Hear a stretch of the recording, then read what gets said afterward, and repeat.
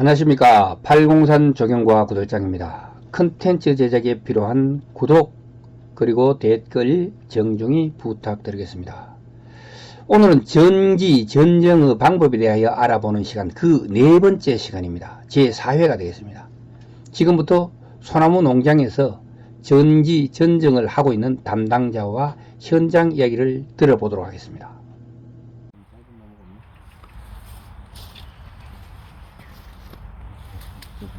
그거 좋아.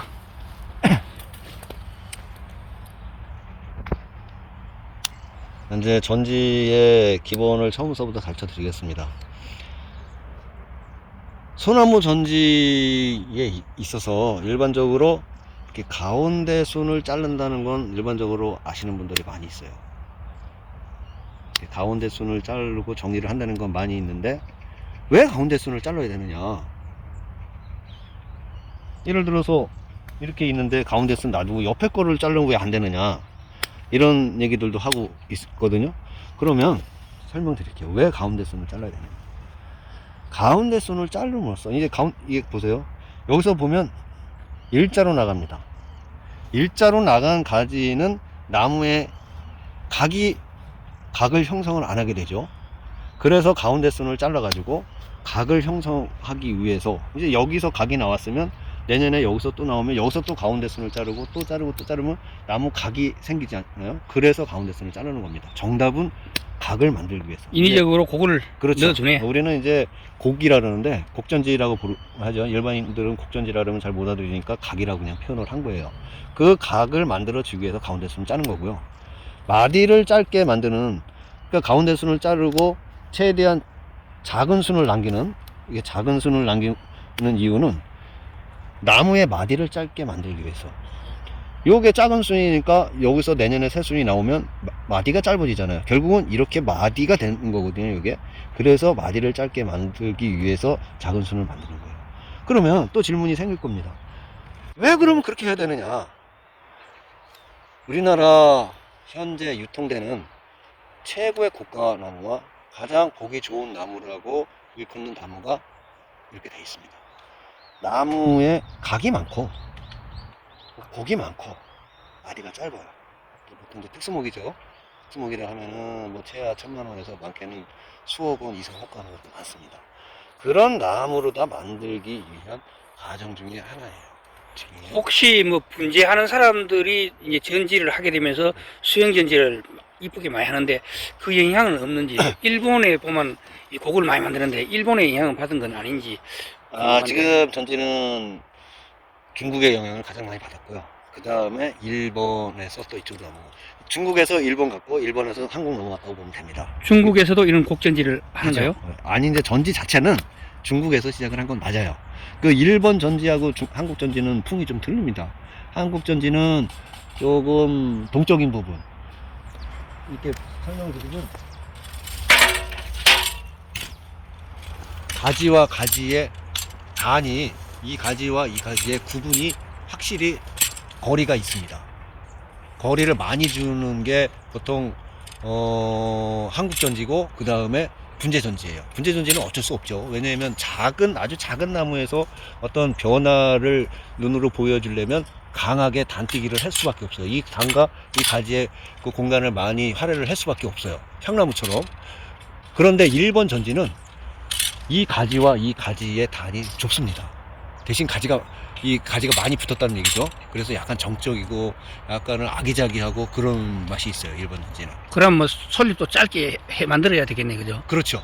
거기다가 일본 전지는 특히 단엽을 많이 칩니다. 단엽이란 뜻은 뭐냐면, 이게 단엽은 치는 시기가 정해져 있어요.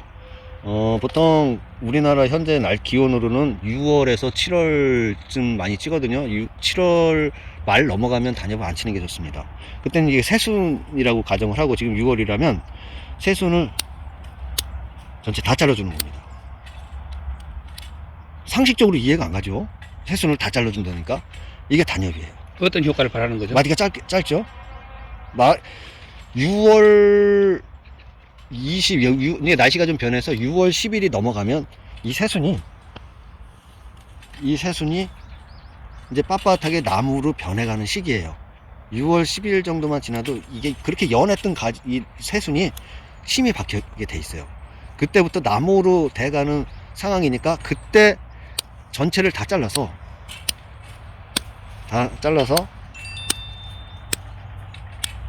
새순을 새로 받겠다는 얘기죠. 대신 그때 잘리니까 새순이 요만큼밖에 안 나오지 않겠어요? 그렇죠, 짧죠. 그러면 그만큼밖에 안 자란다는 건 마디가 그만큼 짧아진다는 얘기죠. 그렇죠. 그래서 그렇게 합니다. 이제 단엽을 치려면 이 가운데 순 같은 건 완전히 파내야 되고요. 그 다음에 자기가 세 가닥을 원하면 나머지 가닥은 완전히 파내야 됩니다. 파내고 세 가닥 길이를 어느 네, 정도 그러면 세 가닥만 올라와요. 파낸 건 안 올라옵니다. 이제 완전히 이렇게 자르는 건 아니고, 그래요? 이게 가지가 지금 길어서 그렇게 표현이 안 되는데, 이거는 가운데 쓰니까 완전히 제거를 하고요. 여기에서 1mm 정도, 1에서 1.5mm 남겨놓고 자르는 겁니다. 이렇게. 1cm 정도. 1cm가 아니라, 1cm가 아니라 1에서 2mm. 요거는 지금 현재 5mm는 넘는데. 5mm예요? 그럼 더 짧게 자르야 돼요.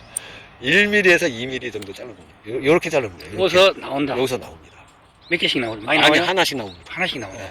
네. 여기 10개를 잘라놨으면 10개가 나옵니다. 음. 그러니까 자기가 원하는 것만 놔두고 나머지 파내요. 여기다가 단엽은 실질적으로 잎뽑기를 병행하는 경우가 많습니다. 잎뽑기라는 어떻게? 게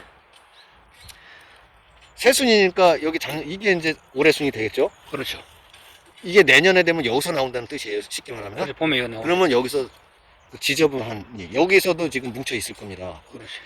여기서 이제 새순을 이렇게 잘라냈으면 이렇게 완전히 파낸다고 보고 파냈다고 보는 거고, 이제 표현이 안 되니까 좀 길게 자를게요.